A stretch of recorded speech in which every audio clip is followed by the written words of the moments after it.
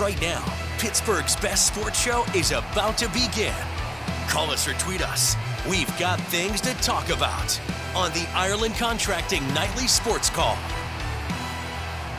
Good evening, everyone. Welcome inside the Fan Cave. This is our nightly sports call, 7 nights a week, so it is nightly right here on KDKA+.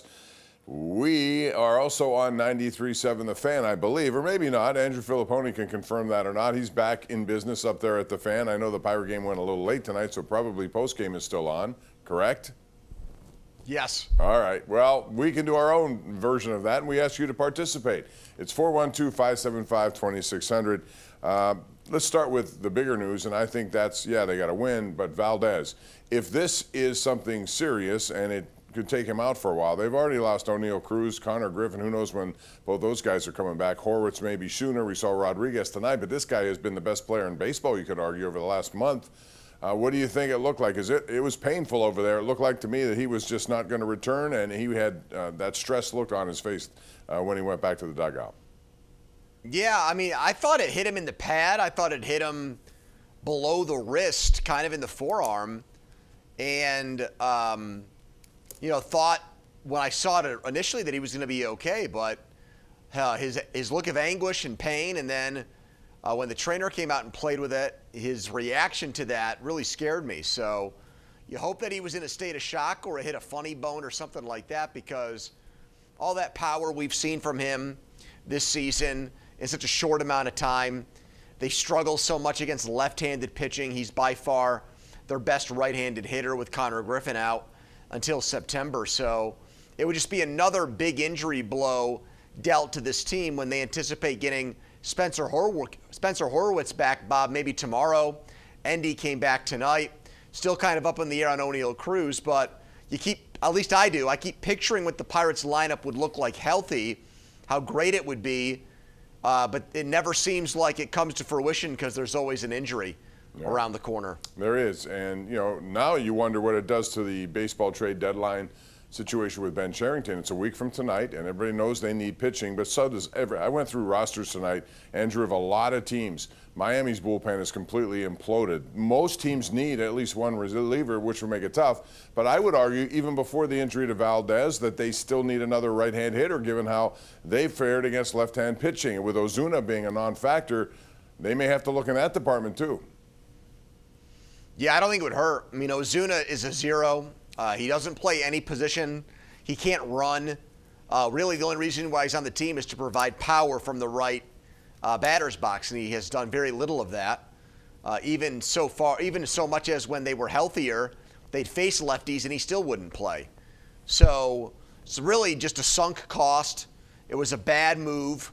It really has never paid dividends for this team, and I think the Pirates should try to override that mistake in the next week. If they can find a right-handed hitter that has good numbers against lefty and has some position flexibility, I think a guy like that is a no-brainer for this team moving forward. They get a good performance tonight from their bullpen, specifically Soto and Montgomery in the 10th inning. Montgomery struck out Moreno on a very big play. It was second and third, one out after an error by Gonzalez, and then after that, he got Max Kepler, who had a couple of hits tonight, to fly out. So that was nice pitching by Montgomery. I didn't expect to see him tonight because he pitched yesterday, and he had almost 30 pitches yesterday, but he was back out there. He may end up being their closer. Yeah. Yeah, I mean, that was a huge sequence, maybe for their season, being able to get out of that jam, that long at-bat, to get the second out in the 10th inning, and to still be able to dial it up and throw high 90s, 100 miles per hour. Billy Cook being able to stay out of that play-at-home plate, get in a jam, get in a pickle until Endy could get to third, ended up being a massive play in this game. Billy Cook was only in the game because the Pirates had made the decision to use him as a pinch runner to start the 10th with the ghost runner on second. And remember, that's a backup manager. Your bench coach was making that call, right, because Donnie Kelly got ejected. And so for a guy who got thrown into a game because of Donnie Kelly's decision to argue check swings with Brian Reynolds, he made a huge roster decision, personnel decision in this game that I think won the Pirates this game in part. So props to Negron, the bench coach, for making that decision to start the 10th inning, Bob. When we come back, we're going to also expand this about the Steelers, because tomorrow players are going to start reporting to St. Vincent College in Latrobe. 5 storylines. What would they be? We'll talk to Andrew about that. Also would love you to participate. Call us at 412-575-2600. This is the Ireland Contracting Nightly Sports Call. We will be right back. All right, welcome back. This is our Xfinity tweet of the night from Steelers Depot. These are the chances of winning the AFC North per ESPN. The Ravens with a healthy 54% chance. The Bengals at 32. The Steelers at 12.2. The Browns slim and none at 1.1. But I'm a little surprised, Andrew, about 12.2. I think the Steelers roster is as good as, in many ways, minus quarterback uncertainty. You never know how that's going to play out. But they have a pretty good roster. They won the division last year. Burrow is back and healthy, and if he's playing all 17 games, I would never rule out against them. But what's your take on what you just saw with those numbers?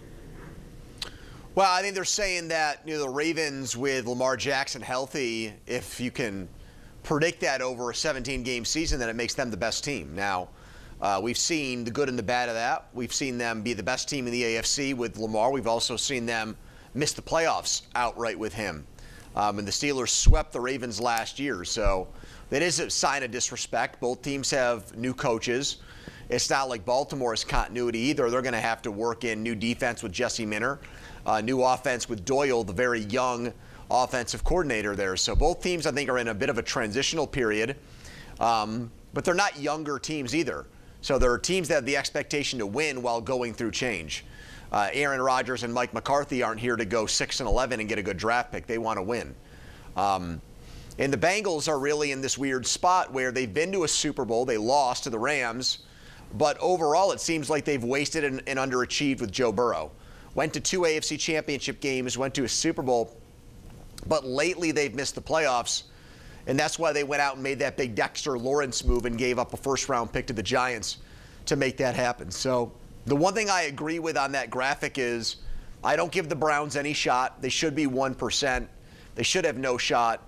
I do think 2 teams could probably come out of this division, though, and make the playoffs. And it's going to be those 3 teams, Steelers, Ravens, and Bengals, duking it out for that. Hard to believe that the only coach coming back of this whole division is Zach Taylor. I wouldn't have thought that at the beginning of last year, but there he is. One thing about Burrow, even when they didn't have very good defenses, when he's healthy and playing, they can outscore you, and he may have to do that again. All right, let's go to the phone lines. 412-575-2600, a number to call. First caller tonight, and it's our number 1 Cocker and Go One Better caller of the night, Don in McCandless. Hello, Don. What's going on? Hey, guys. I'm getting right to this. We got more depth on the offense than defense potentially coming back. Let's trade Brian Reynolds for Mason Miller. I think it'll take more than that, although I don't know that he's going to be up for sale at this point, for a trade, because I think San Diego has gotten it together while Miami has fallen apart. They're still, it's a tricky situation, Andrew. We ruled out the Red Sox, many of us, at the beginning of the season when they were terrible. They won 15 in a row. The Marlins lost 12 in a row. I do think they won tonight. They beat the Phillies, which helps the Pirates. But there are a lot of teams going to be in the same boat, and there's plenty of baseball left. I don't know if the Padres are going to be willing to go away from Mason Miller. I'm with you on that. I can't see them doing it unless they got something to help them now back. I believe after the Dodgers and Yankees, they're 3rd in baseball in attendance. So they've got a lot of sold tickets. They've got a huge season ticket base. And they got a lot of people now there without the Chargers that have the expectation that the Padres are going to be a contender and they're going to go for it. So unless they're way out of it, I don't see them doing that. I see them potentially buying and trying to find bats to supplement the great bullpen that's led by Mason Miller. And it really is wide open. Arizona now got hot, struggling again, lost 3 in a row. Pirates have been a few games over, then a game or 2 under 500, really for about 50, 60 games now. Marlins won a ton, got 10 games over, and now, like you mentioned, they had that losing streak snap tonight in Philly in a comeback win. So who knows what the standings are going to look like a week from now, a month from now. Impossible to predict. So I would think the Padres will not wave a white flag because they think they've had a lot of hitters underachieve, and maybe those guys can get hot over the next 2 months. And they're all big names. And they also, if they're interested in doing anything, they may want to move on from Xander Bogaerts, and that may be hard to do. Matt and Butler is up next. Hello, Matt. Welcome to the program. Hey, guys. Good evening. Hey, you already talked about Marcell Ozuna, but he's done nothing for this team. You see his record when he's in as a starter. It's terrible compared to when he's out. And also, I just wanted to get your take on, hey, Jamison Tyon. Hey, DFA'd him. Yep. Pirates should pick him up for a bullpen guy. I don't know if I'd do that. He's really struggled. He's given up 25 home runs this year. He's not been very good. They're going to have to do something here. I'm not sure what it would be. I don't know if I'd go in that direction after watching him kind of implode the last couple of weeks of this season, which led to that. So there are going to be a lot of things happening. But also in the backdrop of this is a report by Jeff Passan from ESPN, who said, Andrew, that a lot of owners are convinced there will be no games played next year, given what's going on now. The negotiations continue. But if that happens, general managers are going to be mindful of that, because I don't know how much you want to trade when you don't know what you're going to have next year. Well, I think the other part of that might be, you could argue, hey, if there's no baseball next year, put more eggs in this basket. That's what I would say. All right? You don't know what 2027 is going to bring because it might not exist. So try even harder to win right now. That would be my messaging if I were the owner. But I think what Passan meant was these guys don't think there's going to be any revenue next year. They're going to lose out on a lot of money. And so our owners conscious and afraid to add payroll because they know they're not going to be able to recoup that money next year. I do think that the looming labor dispute is hanging over the sport right now, and I guess we just don't know yet how it's going to manifest over the next week at the trade deadline. But I would really hope, given the fact that this team has not made the playoffs since 2015, that worrying about 2027 is not a consideration, because they need to do everything in their power to end that drought and give people playoff baseball in Pittsburgh again this year. I agree 100%. They're in a position they rarely are in. They have a good offense. They have some good young arms. And if you get into a series, a short one especially, you have every reason to think you might be able to move on. So absolutely they should be in that mode right now. Let's see what Dave in Verona has to say. Dave, you're up. Go ahead.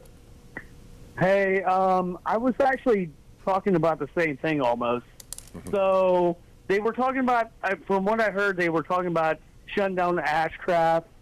And so I thought to myself, like, why don't they go to a six-man rotation?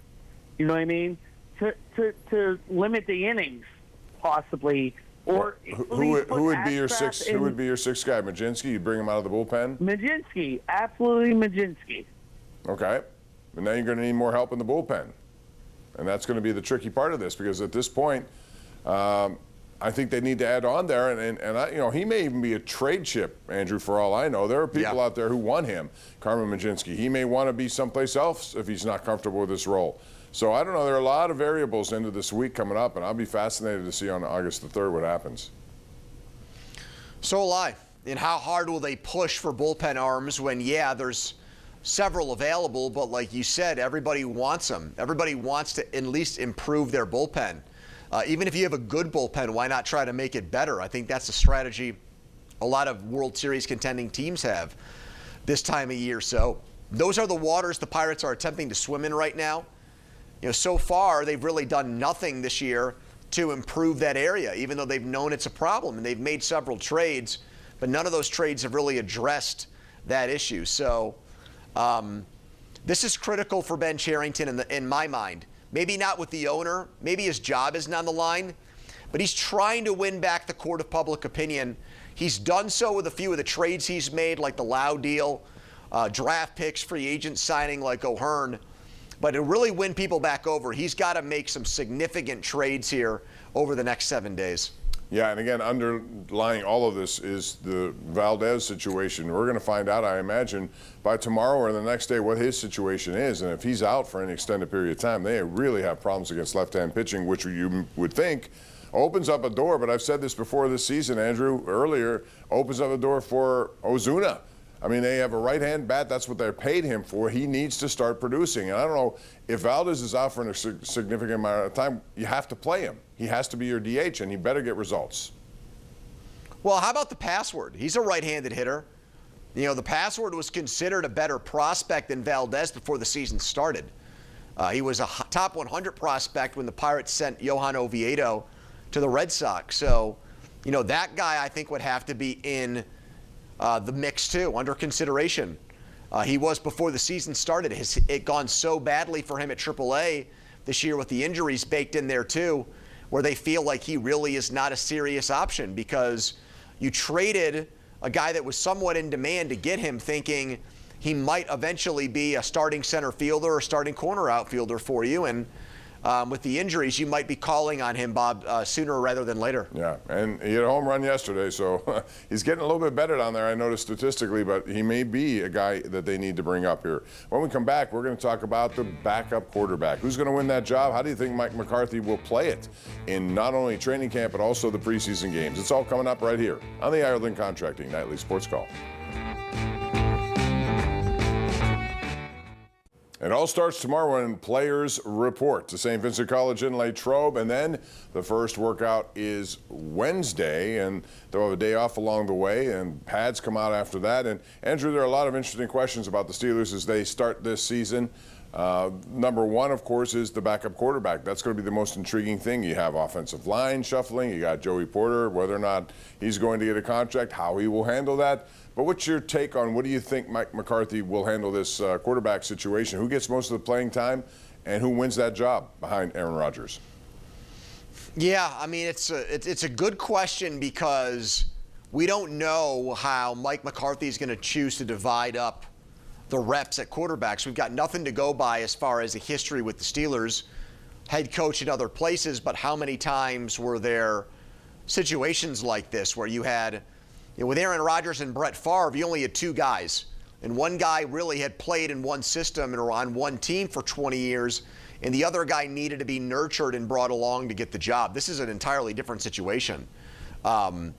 Insofar as, Rodgers, you would think, has unbelievable handle on the offense, knows it inside and out, so that might free McCarthy up to give more meaningful snaps this summer to Drew Aller and Will Howard, and I guess Mason Rudolph too. But really, Howard is going to be the guy who my eyes are on, Bob, because Mike McCarthy praised him up and down so much. Let's see if he actually backs it up with his actions with practice time snaps with legitimate first-team and second-team guys this summer. Yeah, the other thing is Mason Rudolph is a known commodity. He's been around, he's entering his 9th season. He'd like to see him, but he also knows him. He has a history where this guy doesn't. To me, it's his job to lose. If he outperforms Mason Rudolph, then he's going to be that guy as the backup quarterback, even though he has no experience in that regard. Andrew, thanks very much. We'll see you again tomorrow night.